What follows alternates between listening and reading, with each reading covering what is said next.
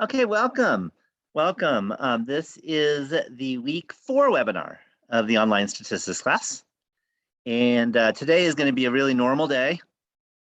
Any guess why? Because it's all about the normal distribution. So today is all about the normal distribution.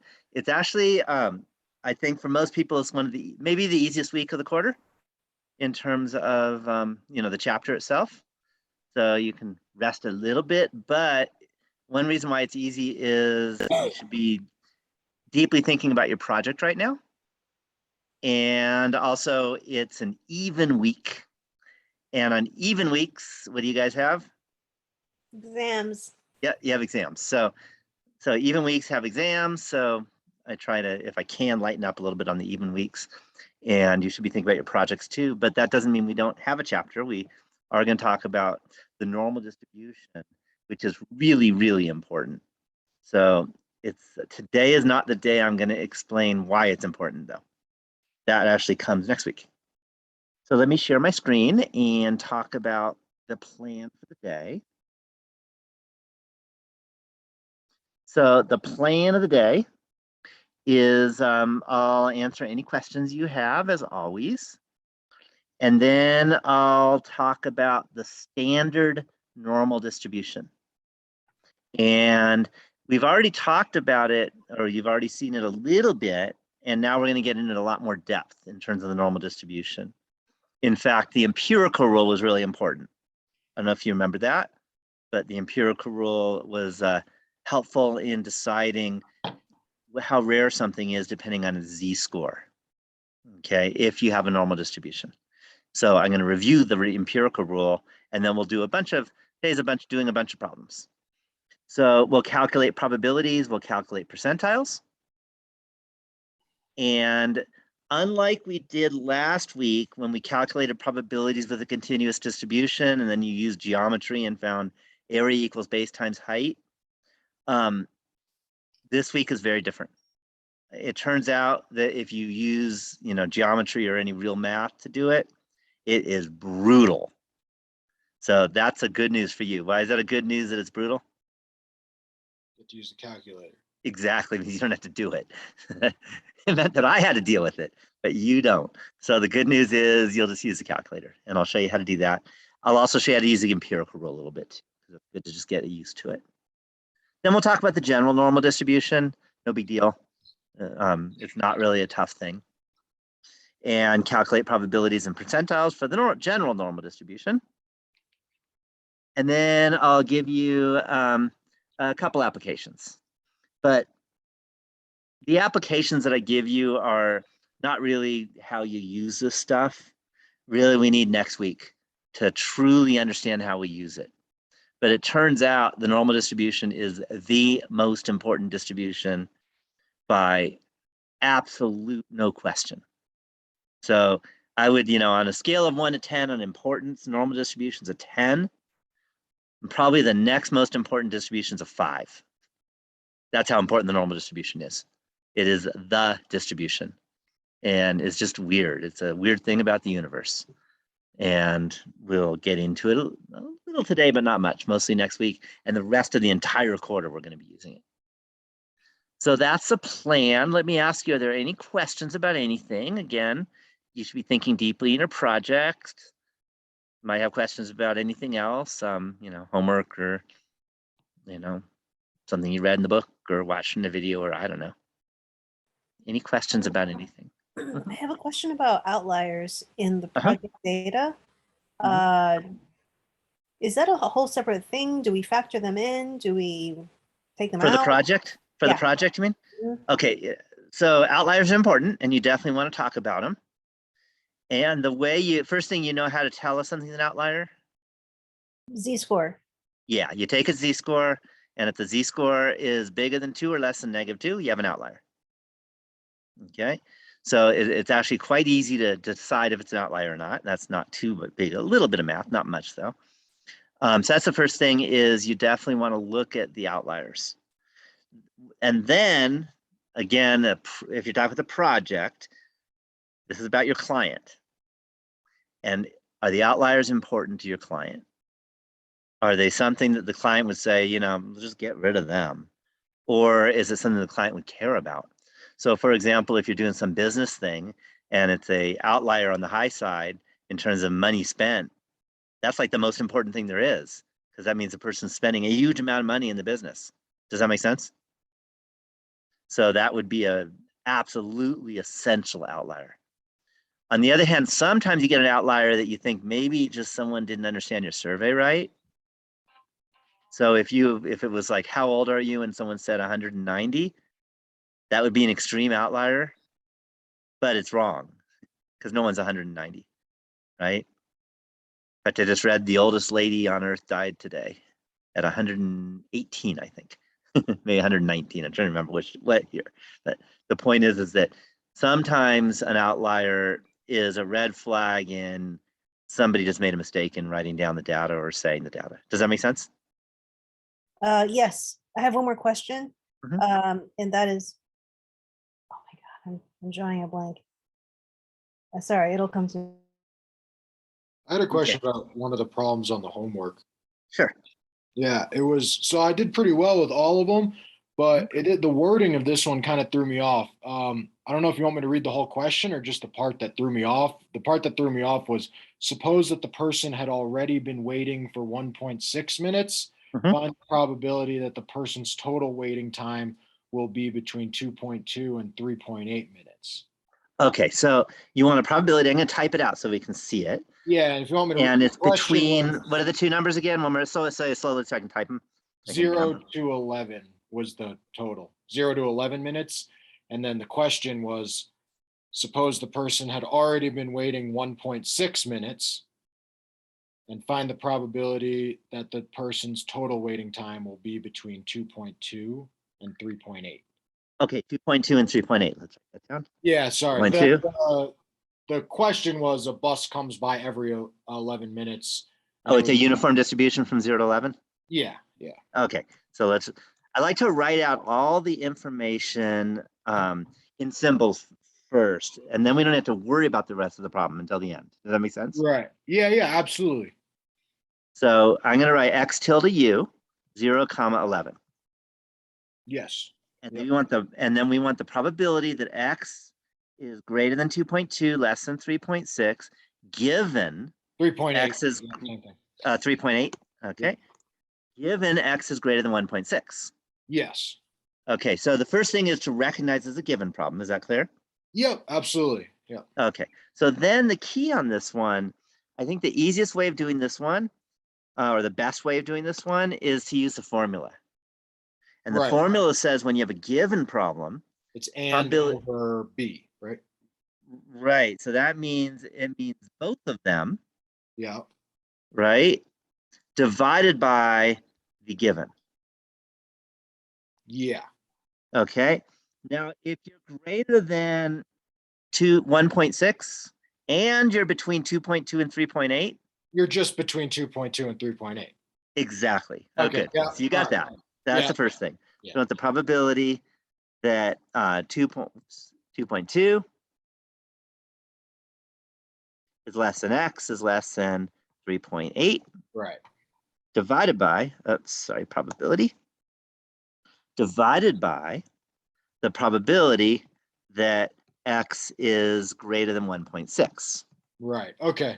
I think that's where I got messed up, was it threw me off where something is greater than 1.6 and between 2.2 and 3.8. It's just between 2.2 and 3.8. Right. It's like if I tell you that I'm greater than 18 years old, yeah, and I'm between 40 and 60 years old. Yeah, you're just between 40 and 60. Yeah, the greater than 18 didn't tell you anything, right? Right. Yeah. Does that make sense? I so think it's kind of like that.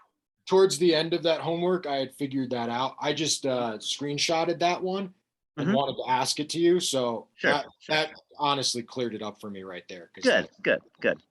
That's what I started doing towards the end, and it worked. So great. Yeah, that clears it up. Great. And then it's, uniform is base times height. And it turns out the height's canceled because you're dividing. Right. Yeah. That was I watched your videos a couple times. Yeah. And that was a huge help because then the numbers didn't get all crazy, you know? It was Yeah. just- In fact, your answer is just 3.8 minus 2.2 over 1.6. yeah. Over 11 minus 1.6. Right. Yeah, exactly. Okay. Thank you. That refreshed my memory and cleared it up for me. Great, great. Any other questions? I remembered my question. Uh-huh. It's for the project. When I'm accounting for voluntary response bias, how do I factor in how much to adjust the mean? Well, you don't adjust the mean. Again, one of the things about bias is that you can't know how exactly it affects it. Does that make sense? If you knew everything exactly, you don't even need to do a survey. You just have the exact number. You're done. But we don't know the exact number. So then what you do is you say, and this is the old, it's really non-mathematical, it's more sociological. And that is you say, well, the type of person who tends not to want to answer the survey question, is that person more likely to be a high number or a low number in the survey answer? And if the person's more likely to be a high number in the survey answer, then you say that the sample mean is probably lower than the population mean because of the bias. Whereas if the person's more likely to give a low number because of the voluntary, because they, that type of person, then you say that the mean is that your sample mean, right, is likely to be too high, right? Because you're ignoring all the low people. Does that make total sense? Yeah, I see that you don't need an exact number. You just need me to state lower or higher from the mean. Right. And you can't get an exact number. And that's why bias is bad.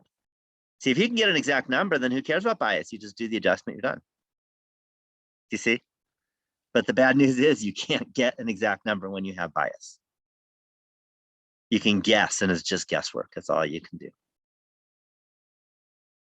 So any other questions before I talk about normal distribution? Okay, so I just want to remind you, in the last chapter, chapter 5, we talked about continuous distributions. We had the uniform distribution was the biggie.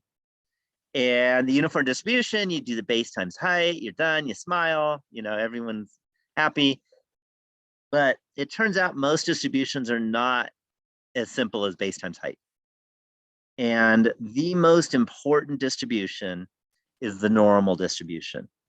And I'll let you know there's different words for the normal distribution. The normal distribution is not the one most people know.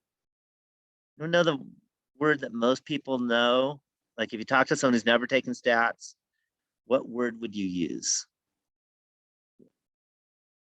Bell? Yeah, the bell curve. Exactly. The bell curve.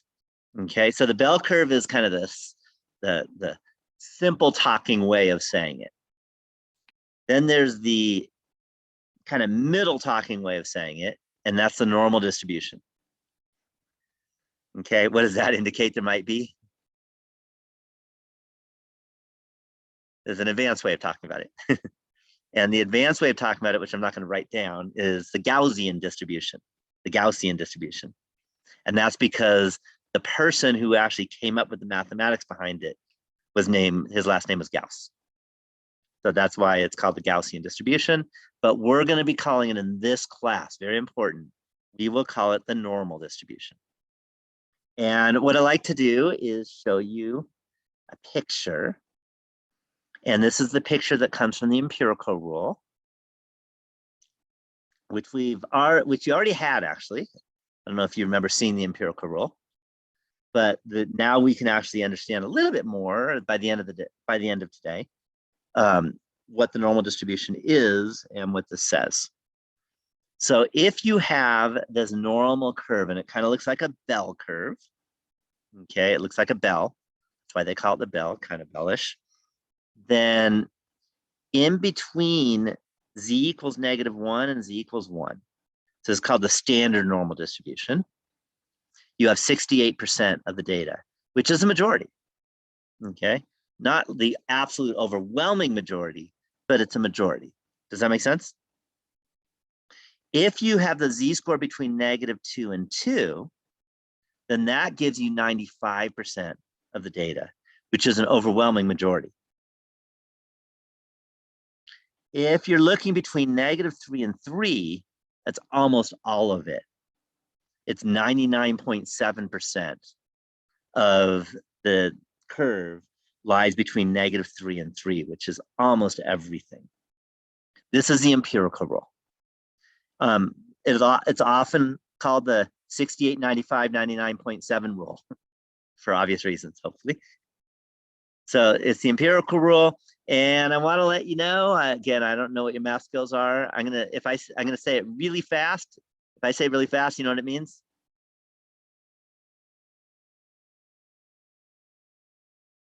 You're not responsible for it. But I'm going to say it anyway, because just in case you love math, this curve has an equation, right? Comes from something. And it's 1 over the square root of pi e to the negative x minus mu quantity squared over sigma squared. It's messy, just really messy. And if you've had calculus, it's even scarier. Just let you know, it's one of these, the evil function. Okay, so it's tough. The good news is you don't have to do it. That's my job. And we're gonna be using a calculator. Okay, but I do want you to understand the empirical rule. Any questions on this? Is that the same as saying you were using the z-score? Is it the same as saying 68% of the data is 1 standard deviation away from the mean? So Or- the answer is yes, but we're not there yet. We'll get there in about 20 minutes. Right now, Okay. we're just talking about the standard normal distribution. It always has these numbers. Okay. But what you said is also right. I'm just not ready to say it because I want to stick with the standard normal, and then we'll get into the more general. Okay, does that make sense? Yep. Okay. Totally. Yeah. So now we can use this picture to answer a bunch of questions. So here's the first question. Let's suppose that z follows the standard normal distribution. Use the empirical rule for the following. Find the probability that z is between -1 and 1. Now that should be really easy for you. What's the probability that z is between -1 and 1? 68%. Right, we usually write it as a decimal though. Probabilities are usually written as decimals, so 0.68. So probability that z is between -1 and 1 is equal to 0.68, direct from the empirical rule. Isn't that nice? Okay, yeah, you could use a calculator, it turns out, but why? When you just know it. Okay. All right, let's go to the next one. Find the probability that z is less than 3. So here's 3 over here. What's the probability that it's less than 3? Now that's harder.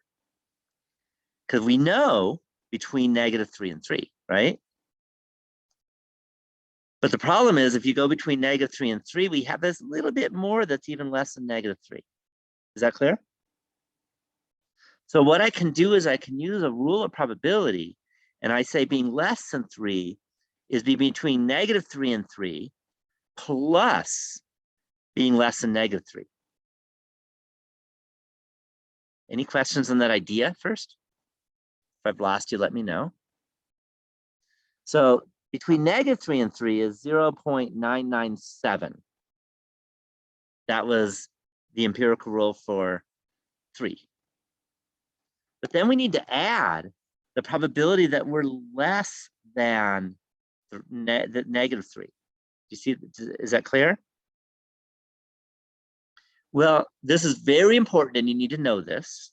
And hopefully you can look at it and say, yeah, it definitely is very believable. And that is the normal distribution is symmetric. So if you look at the 0 right in the middle, and you look at the left, and you look at the right, they're mirror images of each other. Do you believe that? Does it look like it? Okay, and it really is. Which means that if we want to look at between -3 to the left, well, that's the same as 3 to the right. Any questions on that geometry? All right, so if I take the combination of this one and divide by 2, then I'll end up getting less than -3. Well, the combination of this one and this one, I can use the rule of complements.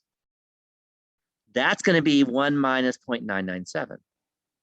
So I can write this as 1 minus 0.997 divided by 2. Did I lose you on that little argument there? Maybe do it one more time. How you got the to the rule of complements. Okay, so Right before that? so if I look at I look less than -3 and greater than 3 together. That's this piece and this piece. The complement of this piece and this piece is this middle piece here. The middle piece here had probability 0.997. So we do 1 minus that. That makes sense. Yeah, divided by Right. 2 because you just want one of the parts. Exactly. Yeah. Yeah.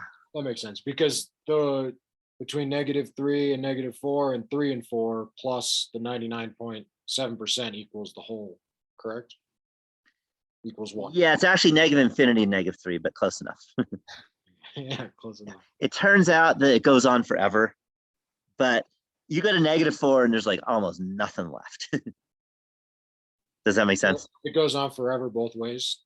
It goes on forever both ways. Remember, if it goes on forever one way, it has to the other way because you got It's symmetry. symmetrical, yeah. Symmetry means that if what's on the left is the same as on the right, Okay, and that's important to know. The symmetries we're going to use a lot. okay. That makes Okay. that makes sense though. Yep. And the rest is busy work, and let's just do it. Which means just throw it in the Google Calculator. I'm going to throw it in the Google Calculator because that's easier to use because I can just copy and paste and it'll tell me.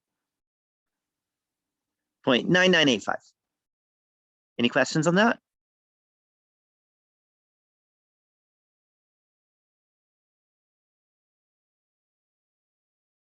Okay, let's do another one. Find the probability that z is between -1 and 2. So again, I'm going to do this whole symmetry stuff. So I can say, well, between -1 and 2 is between -1 and 1 plus between 1 and 2. You following that? If I want all this, I can take this piece and add this piece. This one plus this one is the combination of these two. Well, between -1 and 1, what's that percent? Or what's that probability? 0.68. That's the 0.68. And then we got to add between between 1 and 2. Any questions on that? That gets a little interesting. Well, we know between -2 and 2 is 0.95. We know between -1 and 1 is 0.68. So if I subtract those, I'm going to get this guy here plus this guy here. Any questions on that geometry? If I take all of this and I subtract this piece, this middle piece, then I get these two pieces here. I don't want both pieces, I only want one of them. So divide by 2. Exactly. So now I'm just going to take 0.95 minus 0.68 and divide by 2, and that'll give me my answer. And then I can copy and paste that into a calculator.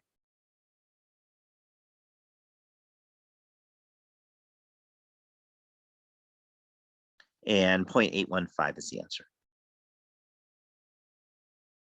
Any questions on this little geometry?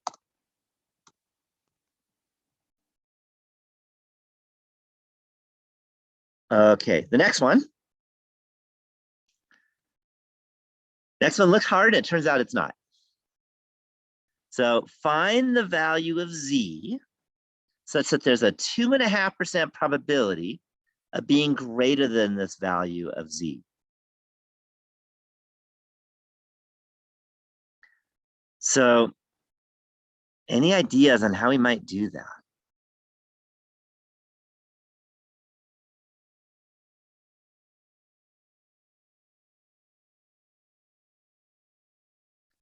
you don't know, I'll help you. So first thing, there's some value of z at which, and it might be here, we don't know exactly where it is, but somewhere, right? That if you go to the right of that, you get 2.5%. So here's the key, and it's what we've been doing all along, is go to the other side. Use symmetry and find its symmetrical counterpart and go to the left. And that's also 2.5%. So if you take the left tail and the right tail and add them together, how much percent do you get? Oh, 95. Yeah, you get 5 outside, 95 inside. So what must z be? 2. 2. And there's your answer. 2. It's like really easy if you know what to do. And if you don't, you'll sit there forever. Sound about right? Tricky. Any questions on finding that value of z? Okay. So then the final one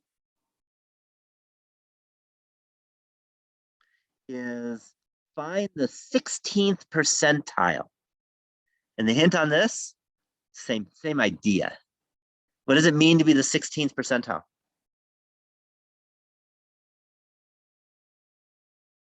You're 8 minus 100. No, 100 minus 8. What does it mean to be the 16th percentile? Let's go there first. 16% is less than you. Yeah, so we're going to have some number over here such that 16% is to the left. And the number is going to be negative. Is that clear? Because if only 16% is to the left, 50% is to the left of 0.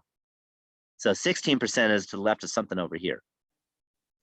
So you do the same thing. 16% is to the left of something over here. Go to this side. 16% is to the right over here. So how much total are the two tails?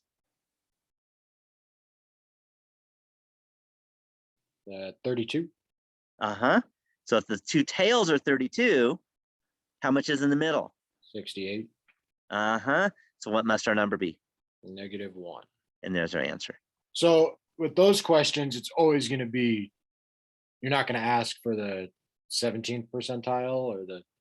Okay, so I'm absolutely going to ask for the 17th percentile, but No, when I do that, all right. when I do that, you're going to use this baby. Ah, okay. Calculator. Yeah, so you definitely going to need to know how to do that, but we'll use a calculator. Yeah, Okay. but I wanted to show you, I wanted you to really pin down the empirical rule. And by the way, you need to use the empirical rule. You may want to use the empirical rule in your project. When might you use the empirical rule in your project? Some of you will, some of you won't. Just to give you an idea. And you won't know until you look. A normal What's that? distribution. Your chart needs to be a normal distribution for you. Right. And how do you tell if you have a normal distribution chart? It's symmetrical for one. Yeah, it has to be symmetrical, right? It better be unimodal, just one mode in the middle, and then down from there. Okay, it doesn't have to be perfect, but it should be somewhat looking that way. Does that make sense? I was going to ask that. So it doesn't have to be exact. It's just no, because it's the empirical rule. You just got to make sure that when you're doing your project, use words like about or approximately. Yeah, I know. You gave me 0.5 points off for I didn't say very likely or something like that. But did you? But if you paid attention to the webinar last week, I remember you saying it, and I said all the other words, and then I forgot that one. And I even had you put something in the chat box. You remember you had to put in the chat box? Yeah. I promise. I forgot one. More than half the people broke their promises. I bet. Yeah, I bet. Yeah, I don't know what I could do to make you keep your promises. And not, by the way, it's not the last time I'm going to do the promise thing. You don't have to put all those words in your question, though, right? It doesn't need to be in the question. It's not in the question. No, it's in the interpretation of the expected value. Yeah. But later we're going to have other words in different things. That's going to happen throughout this course. Very wordy math course. Very wordy. I have actually had people tell me they have to write more in this class than they did in their English class. Yeah, it's like half English. Yeah, there's a lot of writing in this class. Yeah, but I don't grade off on grammar except for the projects, because the projects you can have me look at it, you can have friends look at it. You know what I mean? Totally. But on the essay problems on their exams, I don't grade off on grammar or spelling. I don't care. As long as it's readable. I want readable. That's important. Absolutely. So make sure you reread it once. That's all I ask for. Okay. And I don't on your discussion post, but sometimes I'll, if you ask me via email, I'll say, you might want to fix the grammar, even though I wouldn't take off points just for embarrassment's sake. For sure. Okay, so just a note, if Z is 1.3, let's find its Z-score. Well, what's the formula for Z-score? The X minus the standard, no, X minus the means Mm-hmm. divided by the standard deviation. Right. Now the mean, what's the mean of the normal distribution? Take a look. 0. 0. What's the standard deviation? 1. 1. So the Z-score of 1.3 will be 1.3 minus what? 0.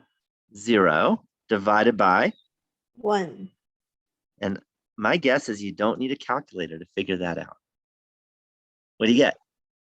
1.3. 1.3. And that's why we use the letter Z for the standard normal distribution. So now, Nicholas, you got it like before I even had a chance to talk about it. But the reason for the Z is it is a Z-score. So that works for the standard normal. Okay. Now it turns out in the real world, nothing is, or almost nothing is truly standard normal. Many things are normal. Okay, I'll let you know that, but those things we won't fully understand until next week. But they almost never they almost never have a mean of 0 and a standard deviation of 1. I mean, that's very unusual. So instead, often we're going to have some other mean and some other standard deviation. Does that make sense? And we're going to have to find out what some probability is. And the bad news is the good news. The bad news is mathematically, this is absolutely brutal. Why is that the good news? Calculator. You're not responsible for it in this class. Okay. But if you change your major and become a math major, then it's the real bad news. Because that means anytime you deal with normal distribution and you have to do math, it's really brutal, but not in this class. So here's an example. Let's suppose X follows a normal distribution with mean 114 and standard deviation 23. So the first thing I'm going to do is I'm going to write down the distribution symbols. So I'm going to write X, and then tilde. Remember the tilde? So the tilde is to say, it kind of read, follows the distribution of. And when it was a uniform distribution, what was the next thing we wrote? U. Any guess if it's a normal distribution, what we're going to write? N. N. Okay. So one thing to note, we always use capital N, just like we always use capital U. And the main reason why we always use capital N is lowercase n. What does that stand for? That's already Variable. Wasn't it in permutations or? No, it's like all the data. Like it's like Yeah, you see all the data. What about all the data though? how many pieces of data there are on the chart. Yeah. We often call that the sample size. So it's how many data values you collected is lowercase n. And that is a reserved letter, never used for anything else. So that's why we got to use capital N. Okay, never lowercase. Is that clear? Then we're going to put the mean, which is 114, comma, the standard deviation, which is 23. And that allows us not to have to read a sentence again. Do you see that? We have it in symbols. You don't even have to read this again the rest of the time for anything else. for these A, B's, and C's. Any questions on that? So that's the first step. Okay, and I'm not gonna say if, when I ask you to write down the distribution, then this is what I'm asking for. Okay, and it will happen sometime, I promise. Okay. So now we want to find the probability that X is greater than 100 and less than 120. And what I told you is mathematically, this is absolutely brutal. So what we're going to do is we're going to go to the calculator. And let's see if you can guess. I tried to make it really obvious. What calculator function are you going to use? Number 8. Yeah, number 8, normal probability. Okay, and I think this has been through like 3 or 4 different changes as people have suggestions. So if you ever have suggestions, let me know, and I, make it better for, and it might help, 100,000 people, by the way. And it feels good to help 100,000 people, doesn't it? A lot of people are using this, by the way. So it's not just our class. Yeah, I was gonna say, these are pretty useful. I bet more people use them. Oh yeah, yeah. No, my website's over 10 million people have looked at my website. So it's definitely used. I've been teaching for a long time and building my website for many, many years. Okay. Yeah, that's cool, man. So the low, so let's go back and look. The low will be 100. That's what this number means. It's the lowest value X could be. It turns out with a continuous distribution, if it's if it's X is greater than 100 or X is greater than or equal to 100, makes no difference. That's one nice thing. You don't have to worry about it. Whereas with a binomial distribution, that's a discrete distribution, you really have to worry about that equal sign. Is that clear? Normal distribution, you can totally not even care. So 100 to 120 will be the low is 100. The high is 120. The mean was 114.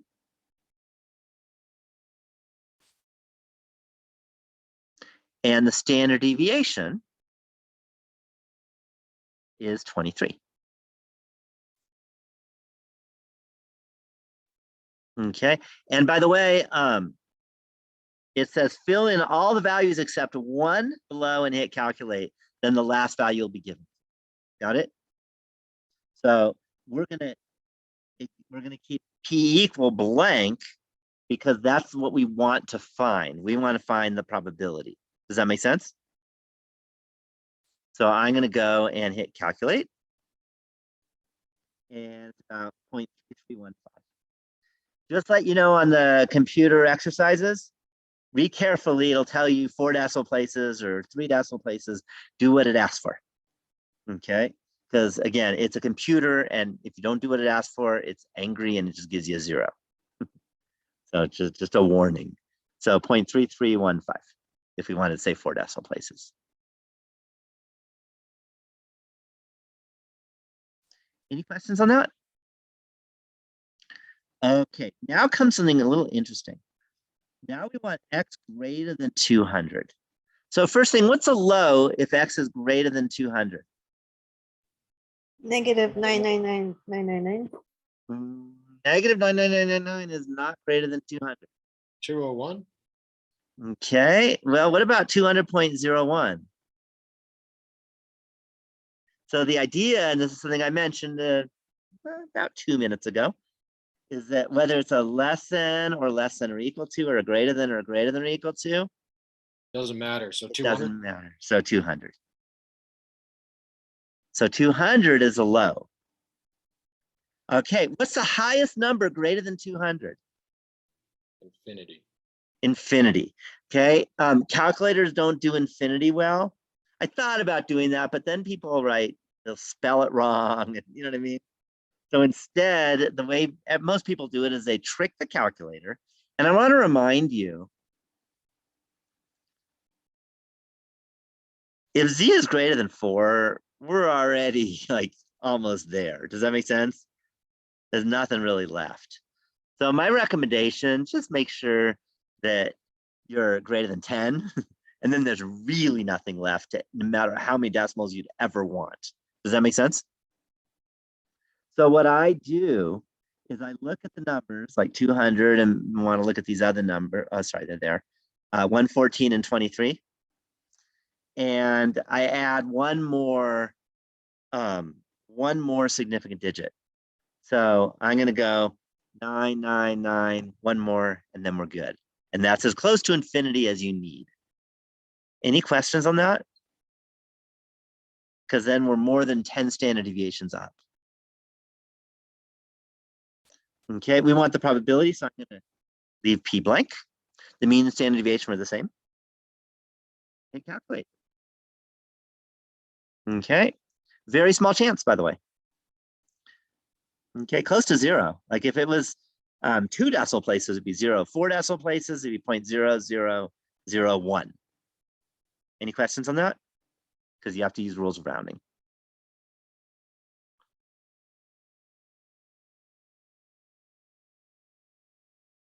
So that's 0.0001. Where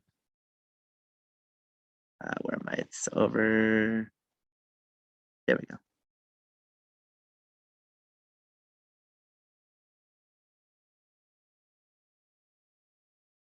Is that clear? Stop me if there's questions. That's kind of what this is all about. Okay, now less than 90. What's the low if it's less than 90?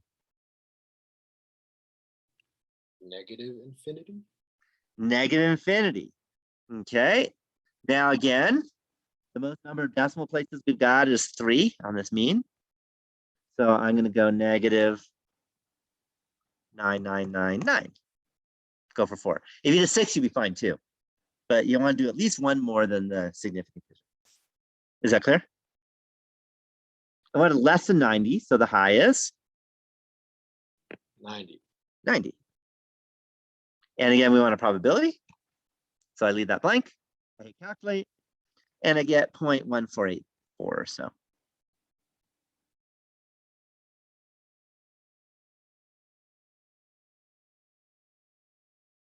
Is that clear? Okay, we're gonna do some more. Again, today's kind of example day. I'm just gonna do a lot of examples because there's not a lot to talk about actually. We're just doing the normal distribution. Okay, so now find the probability that x is greater than 105. How do you read that symbol? Given. Given. Given x is less than 125. So the good news is you asked this question earlier on the Q&A time. What do I do? And divided by b. Yeah, so that's going to be equal to the probability. Now here, greater than 105 and less than 125, those actually are both needed. Right. That's a little easier, or makes more sense because it's just between the two. Yeah, 105 is less than x is less than 125 divided by the probability that x is less than 125. Any questions on that? Okay. So the idea here is we actually have 2 different probabilities to deal with. And you just deal with them separately. So let's start with 105 to 125. So hopefully you know the low is 105. 5, the high is, 125. and same mean standard deviation. We want a probability, so I'm going to leave P equals blank and hit calculate. And you get about 0.3360.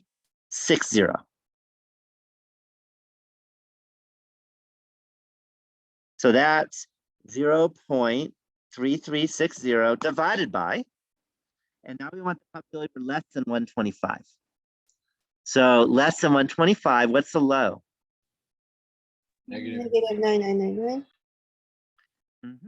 And then the high is 125, so we're good. We're going to change that. Drop the P, hit calculate. You get 0.6838. Okay. And remember that we had, I'll write this down, 0.6838 38. Make it prettier and put the 0 point. So if you want, you can hit scientific calculator and put it right in there. And you get about 49% or 0.4914.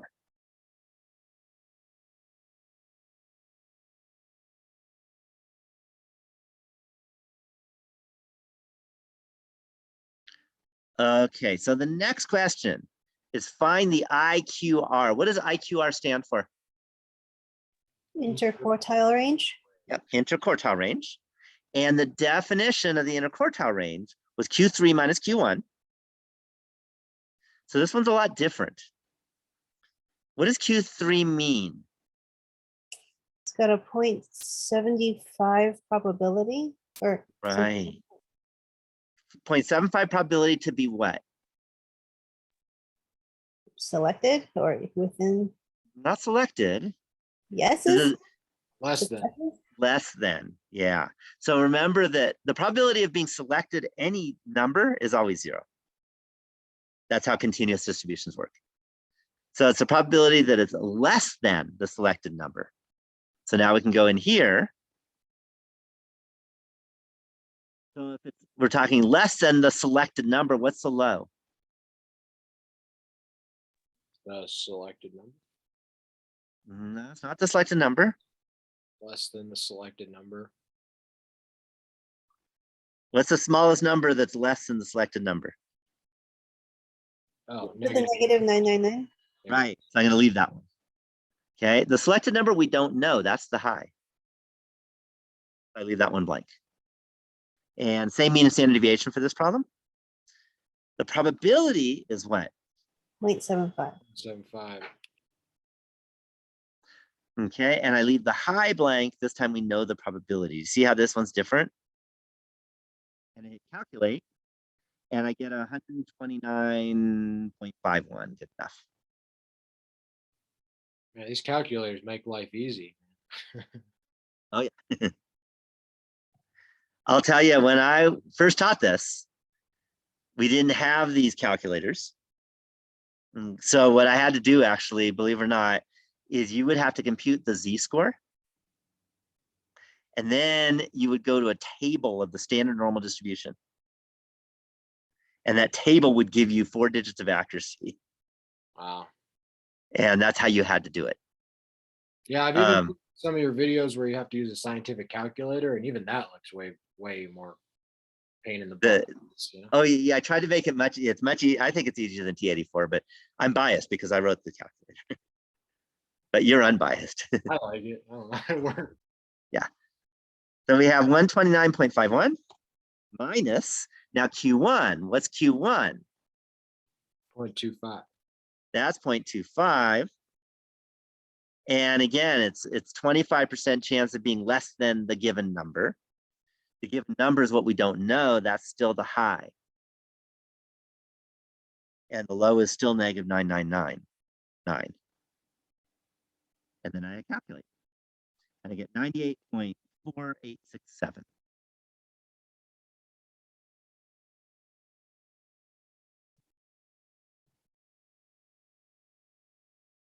All right, it's 98.49. That way I have enough decimals, enough digits, I mean. And then I'll let you do the arithmetic. Hopefully you know how to put that in a calculator, right? Subtraction. Okay, the middle 84% of the data is between what 2 values? So now it gets a little interesting. And I think I'm going to draw it. I think that helps.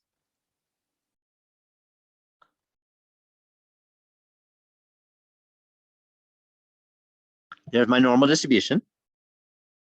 And then we're looking at the middle 84% of the data. I don't know what exactly that is, but what we do know is that this area is 0.84.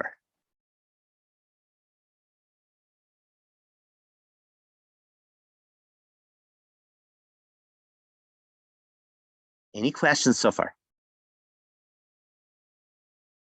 So we know that area is 0.84. what do we want to find out? We need to find out these numbers here. Maybe I'll call them X and Y.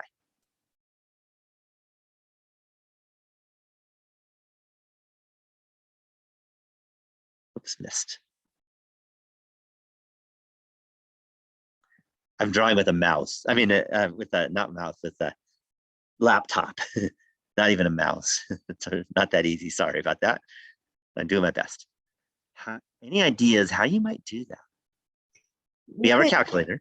We could divide the 84 in half, and then you would know how much to get. I don't know. You got the right idea, but you're dividing in half too early. Before you Some- divide in half, what should we do? Find the complements. Find the complements, because these guys are the complements. Yep. What is the complement? Point, 16? uh, 16? Yeah, 16%. 0.08. And then divide by half, and you get 0.08.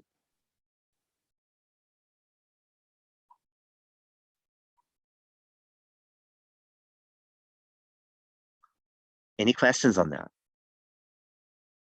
And we want to find out the value of X. But now we can do it because this is just like doing Q1 or Q3, but now our probability is 0.08 instead of 0.25 or 0.75. Everything else is exactly the same for X. So now I can just go and that. There we go. Sorry, I still have to see it for now, but that's okay, can't hurt. So again, we don't know the high. Instead of 0.25, we have 0.08. Any questions on that? And I hit calculate.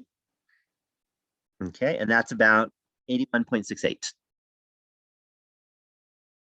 So let me just write down X. You gotta do it on the other side too, though, right? Yep, I'm not done yet, but at least I can write this down. Oh, It right. was, again, 81.68.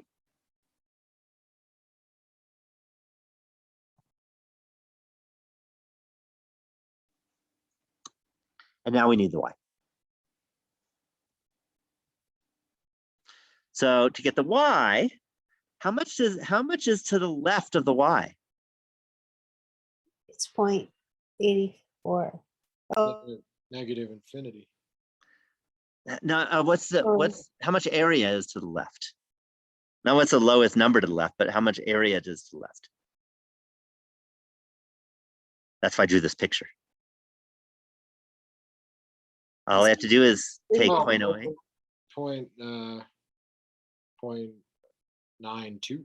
Yeah, so you take the 0.08 and the 0.84 and you add them together. 84 plus 8 is 92.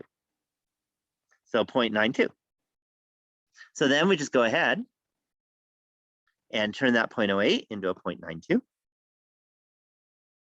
By the way, if I hit calculate, it'll let you know. So I put in messages when you screwed up. In fact, I think if your high is bigger than the lower than the low, then it'll let you know that one too. So it does let you know a bunch of things. So please leave one of the boxes blank. So let's let that one be blank. And now I can hit calculate. And you get 146.32. you could also put the X as the lowest number, right? And then put 0.84. Would that work? Yeah, that would work also. Yep, that would work also. You could put the low as 81.68, the high is blank, and then use 0.84, and you get the same answer. Yeah, as many decimal places as you decide to take. Any questions on this? Okay, you ready for some fun applications? I don't remember either of you interested in going into health science, medical science, like nursing or doctors or any of that kind of stuff? I always have some. Yeah, I thought, okay, so we do have some. Okay, so here it is. Suppose. Okay, and by the way, This worked in the old days, but doesn't work anymore. And I'll talk about that in a bit. Suppose that the time until you or your wife, if you're male, will give birth is normally distributed with mean 140 days and standard deviation 7 days. Okay, and I will let you know it used to be normally distributed. So now, again, we got one person who's in medical science. Any idea on why it isn't anymore and it used to be? C-sections? C-sections, yeah, C-sections. So what happened, C-sections just messed up the normal distribution, but it was good because it keeps babies and mothers alive. That's more important than keeping the statistics prettier. But because of C-sections now, it changed the distribution, just let you know that. But it used to be normally distributed, and the standard deviation really was 7 days a week. Okay, I looked it up. I read it out in some medical thing. That's what it said. What does it mean, by the way, if you were to just tell friends who hate statistics, if the mean was 140 days, what would you tell your friend who doesn't like statistics? The average is 140 days. No, they hate that. That's math. What's the words everyone uses?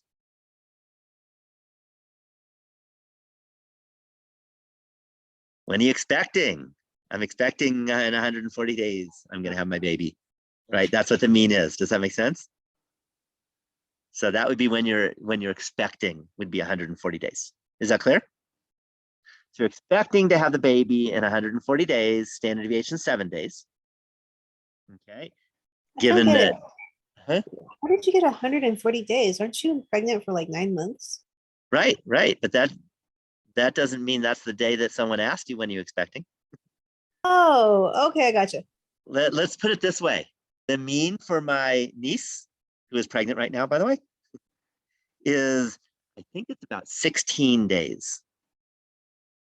What does Okay. that mean? Yeah, What do you know about my niece? She's expecting in 16 days. Yeah, she's very pregnant. Okay, she's very pregnant. I'm gonna be excited because I'm gonna get a grandnephew soon. Another one. I have a few already, but pretty cool. So that's what that means. Does that make sense? So it just means that, that's when you're expecting. Okay. So what we can do, and you always want to do this, is you're gonna write X. What's the next symbol? Tilde, Tilde, and then? capital N, And C, then what? 140, comma, 7. 7. Any questions on writing down the distribution? That's what, if I ask you to write down the distribution, is what I want you to do. Okay, so now comes part A. Part A says the following: your boss, okay, you're working, right? Okay, has just scheduled you or your wife, okay, for a business trip to China. Okay, so the pregnant lady is going to have a business trip to China. Good idea? Maybe not. Okay, you or your wife leave today and will return in 135 days. Find the probability your baby will be born in China. Any questions on the question? So again, this is an application. This is real. You gotta, we have this data and we want to find out what is the probability, how is it, 1 in a billion chance, and then it's not a problem to go to China. Does that make sense? Okay, but let's find out. So what do we have to do now? So if the baby's born in China, let's write down P and C. What does that tell you about X?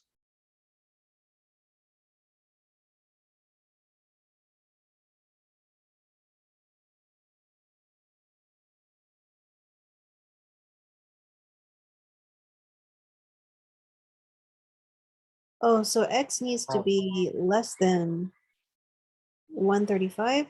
Yeah, less than 135.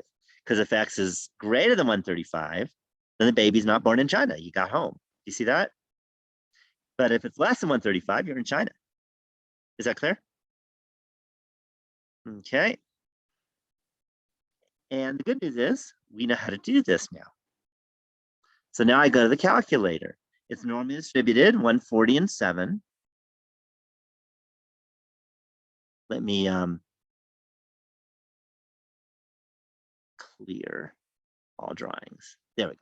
So now we don't have to be distracted anymore.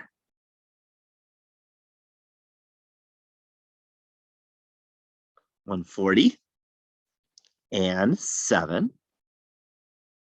And we want to be less than 135. So what is my low?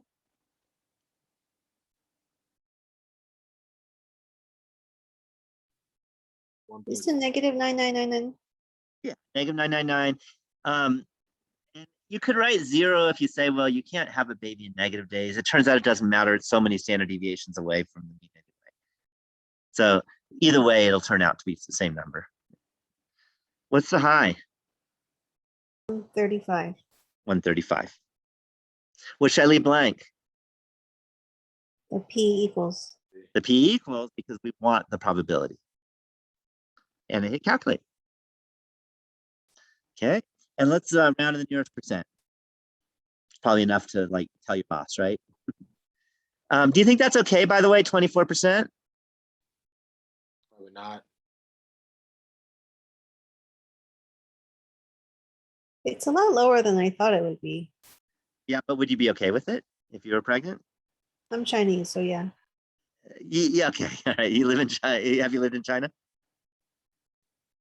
Okay. But, yeah, but the point is, you usually don't want your baby in another country. I'm not saying it's like China's evil or anything, but you usually want to be home for your baby. Doesn't that make sense? But if you live in China, then you'd be actually be really happy, right?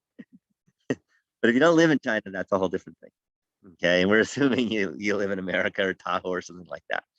Okay, then that's kind of a high probability. Do you agree? And let's suppose your dream was to have a child who becomes president of the United States. Then if you have your baby in China, the person can't be president.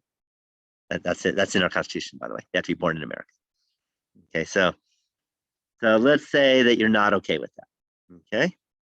Okay, and again, that doesn't mean China's bad. It just means we want to be home. So here's the next question. You decide it's too risky. 24%, really too high. And you want to negotiate with your boss. Okay, you don't want to quit your job, but you want a negotiation and you want to ensure that there's no more than a 1% chance that baby will be born in China. Okay, what day should you ask to be the return date?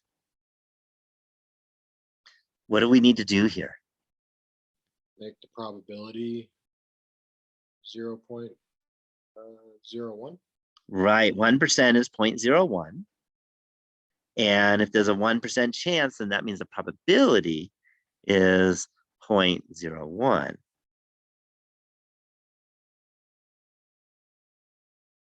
And delete How the about the low and the high? get rid of the high. Yep, get rid of the high.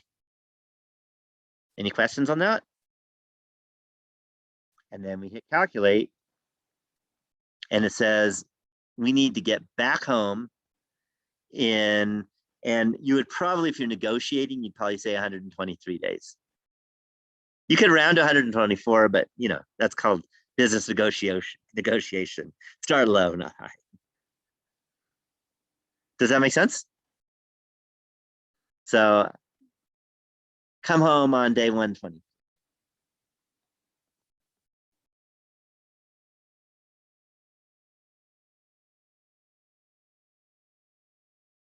And then you'll be comfortable enough that you'll be back in time. Any questions on that? All right, here's the next question. It's now 138 days later, and the baby still has not been born. Find the probability that the baby will be born within the next 24 hours. Any questions on the question? What kind of problem is this? A given B. Given? Yeah, it's a given. So we want the probability that it's going to be the next 24 hours after day 138. So how do I write that in symbols? X equals Not equals. 139. Not equals. Remember, the probability of equal is always 0. X is greater than 138. Okay, that would be born sometime after now. Greater than 138 and less than 139. 139. There we go, right. So I write 138 is less than X is less than 139. And that'll be the probability of that 24-hour period. But now I got to divide by the given, and we're given the baby hasn't been born yet. So what's that the probability of? X is greater than 138. Yeah.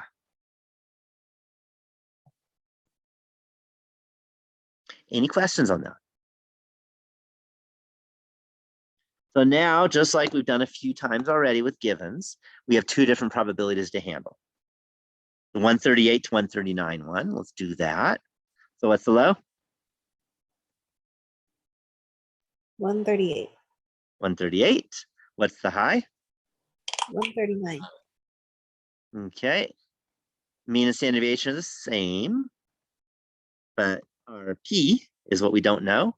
So you calculate 0.05565.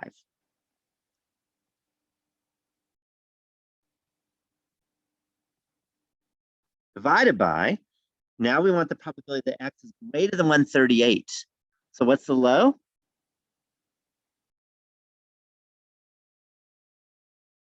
138. 138. What's the high? Infinity. Yeah, but how do you write infinity? 9999. Yeah, 4 nines is enough because everything else is 3 digits or less. And we drop the P and we calculate, and you get 0.6125.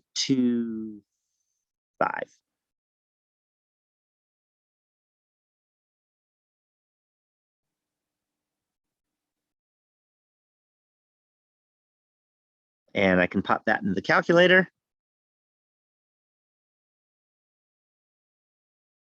And it gives me about 9% chance.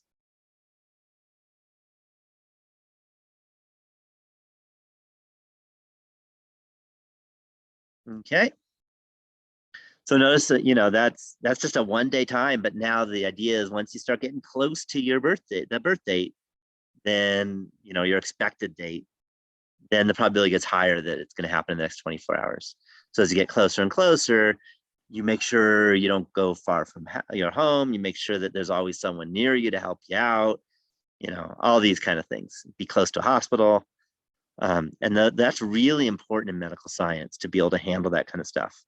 Okay. And this stuff isn't just for, births, but the good thing about births is everyone smiles instead of frowns.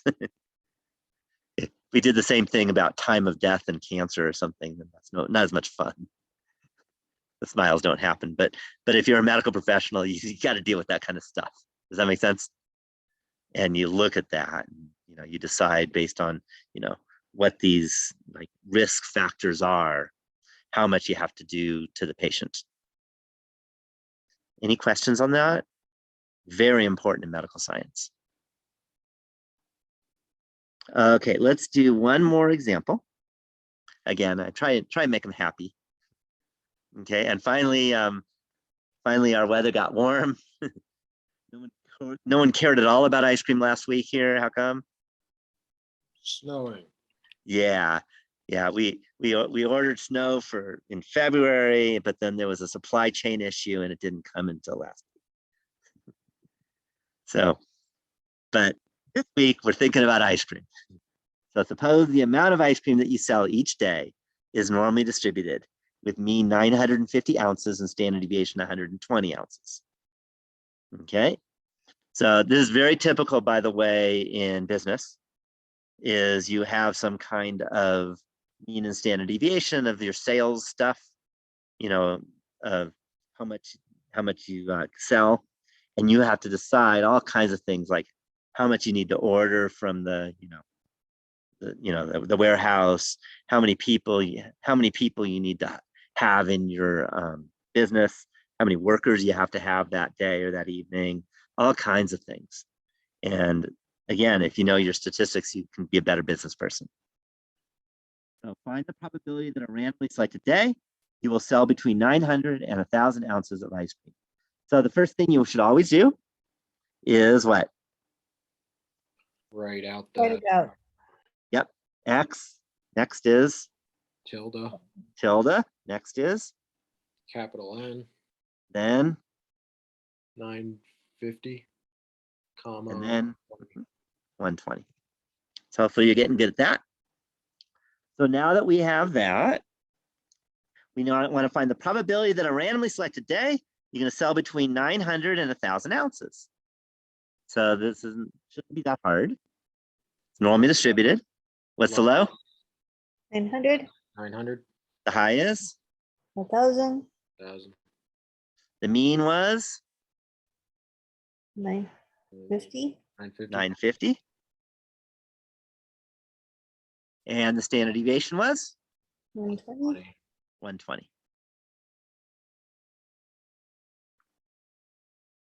And we want a probability, so that one's left. I hit calculate, and you get point, I'll go 2 decimals just for time reasons, 32%.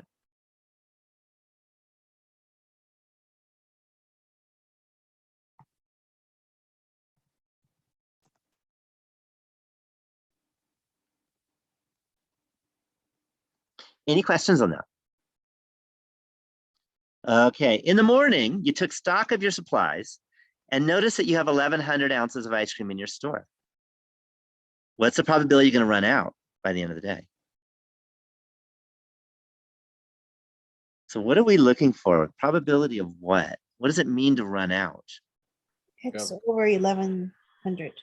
Yeah, the demand is more than 1,100 ounces. You see how that works?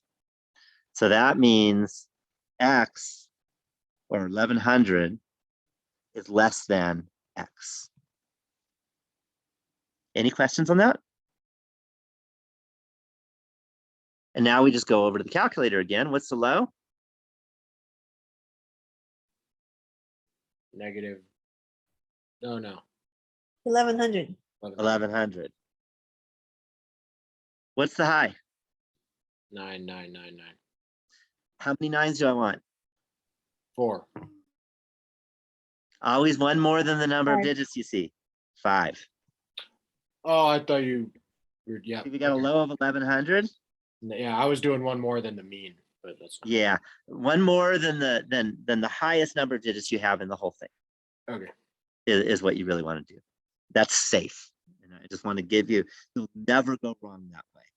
Whereas if you don't do the one more, sometimes it'll work and sometimes it won't work. That's the problem. Okay. The mean and standard deviation don't change. We want a probability. We just hit calculate. That 11% chance.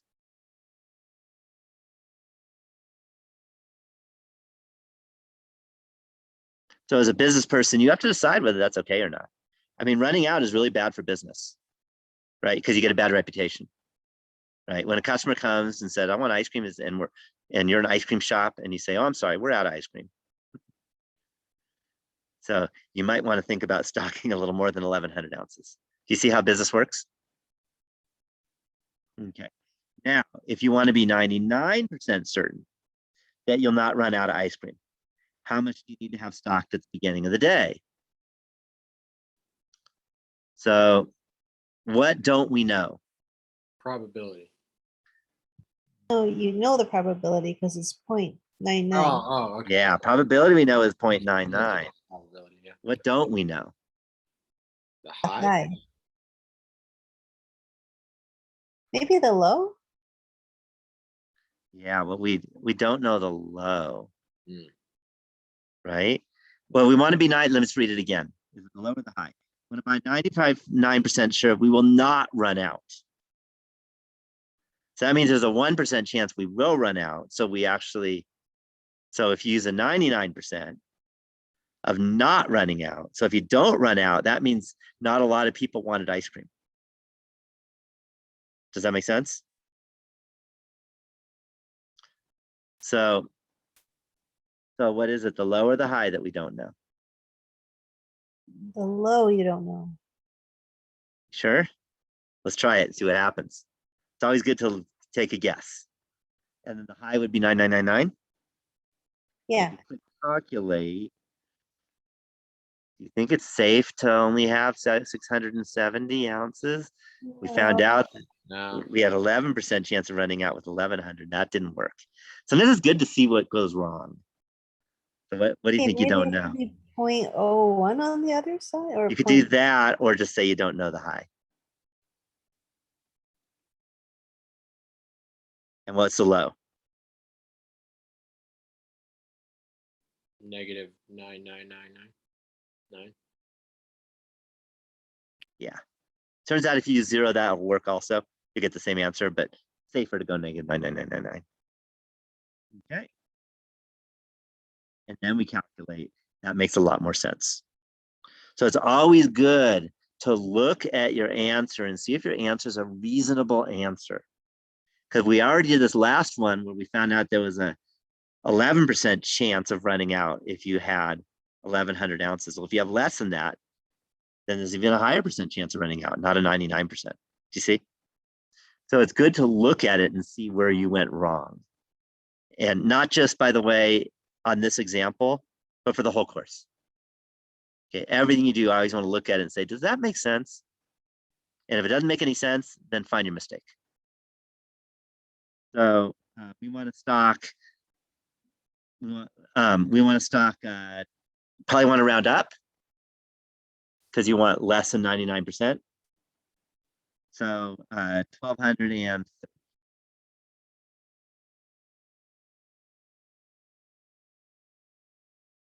and then you're safe.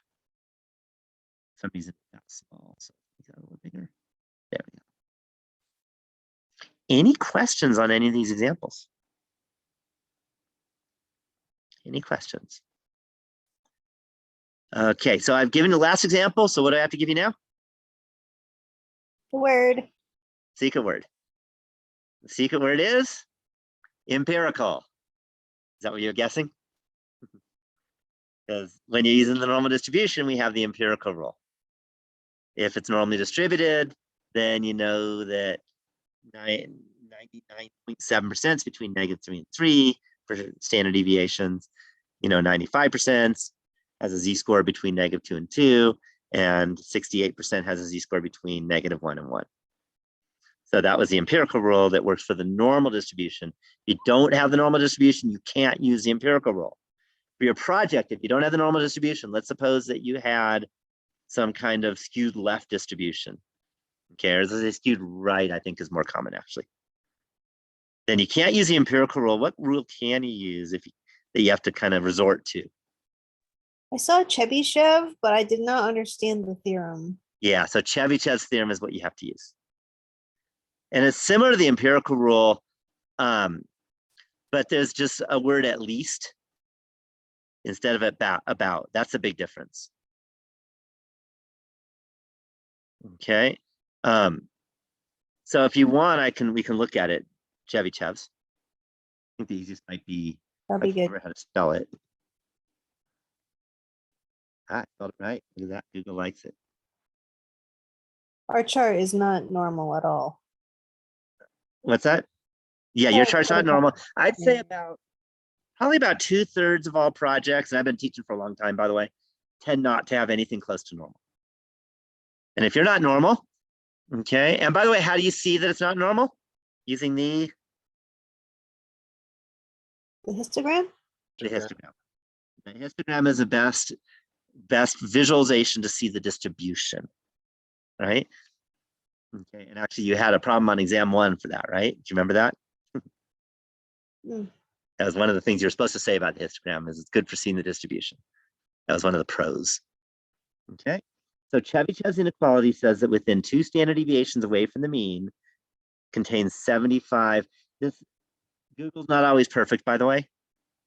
It shouldn't say this. I hate Google sometimes. Sometimes I love Google. What's it missing? It's missing one word that's really At least? at least 75% of the values. Okay, so it contains at least 70. It might contain 99% of the values, but you're guaranteed that it contains at least 75% of the values. Does that make sense? Mm-hmm. And within 3 standard deviations of the mean contains at least 88.9% or around 90% of the values. Do you see what that works? Mm-hmm. Now you can, and then you should go find, two standard deviations from the mean. Right? And you know how to do that, right? Mm-hmm. Okay. You take the mean and you add twice sigma. That gives you two standard deviations above. You subtract twice sigma. That gives you two standard deviations below. Is that clear? And remember the mean and sigma, those are given in the spreadsheet. But you do have to do that little basic arithmetic to get the low and the high for these two standard deviations. And then you could say, well, will that be useful for the client? And that really depends on your project. If your project was how tall people are and you found out somewhere between -5 inches and 3 million inches, that'd be a total nothingness, right? It wouldn't give any new information that you didn't already know. Does that make sense? How is this No, different than the interquartile range? That's a Like- good question. It's actually similar to the interquartile range, but it uses Z scores instead. Okay. So it's got the same idea, but your numbers are slightly different. Mm. And the interquartile range says 50% of the values, not 75. Mm-hmm. Right. Okay. So that's another big difference is the interquartile range is that middle 50%, whereas Chebyshev gives you the middle 75% and the middle 89%. Mm. Do you see how that works? So then those are different right there. I see. Okay. And then there's some deep mathematical differences that I'm not going to get into. Sound good? I can only do so much math in this class. Other questions? I can stop my Unrelated to this class. one more time. You were I have chopping. questions unrelated to the class. Okay, let me unshare. Let me stop the recording. It's unrelated to the class. Other people don't have to hear it. Okay, so